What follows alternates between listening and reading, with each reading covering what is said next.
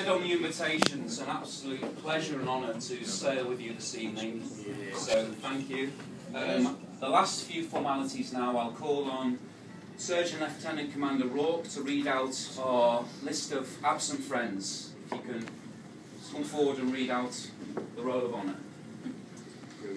Okay, chaps, we've got Captain John Albert Mason, 42 years, Merchant Navy. Gunner William Alderson, Royal Artillery. Private George Alderson, Lancashire Regiment. Seaman Frank Collier, Royal Navy. Sergeant Dave Murdoch, 168 Regiment. Corporal Gerard Farley, RAF, and Frank Farley, RAF. Ladies and gentlemen, to absent friends.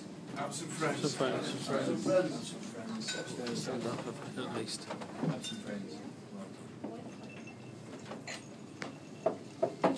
At 13:55, Captain Lucas of Redoubtable, with 99 fit men out of 643, and severely wounded himself, surrendered. The French buccaneer was isolated by the Victory and Temeraire, and then engaged by Neptune, Leviathan and Conqueror. Similarly, the Santissima Trinidad was isolated and overwhelmed, surrendering after 3 hours. As more and more of the British ships entered the battle, the ships of the Allied centre and rear were gradually overwhelmed.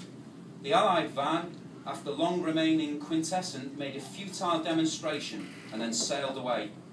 The British took 22 vessels of the Franco-Spanish fleet and lost none.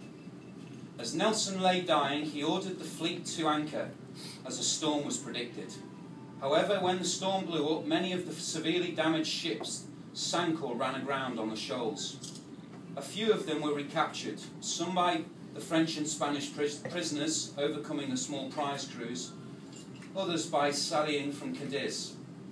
Surgeon William Beattie heard Nelson murmur, "Thank God I have done my duty." When he returned, Nelson's voice had faded and his pulse was very weak. He looked up as Beattie took his pulse and then closed his eyes. "3 cheers for Nelson! Hip hip! Hooray! Hip hip! Hooray! Hip hip! Hooray! For he's a jolly Good fellow, for he's a jolly good fellow, for he's a jolly good fellow.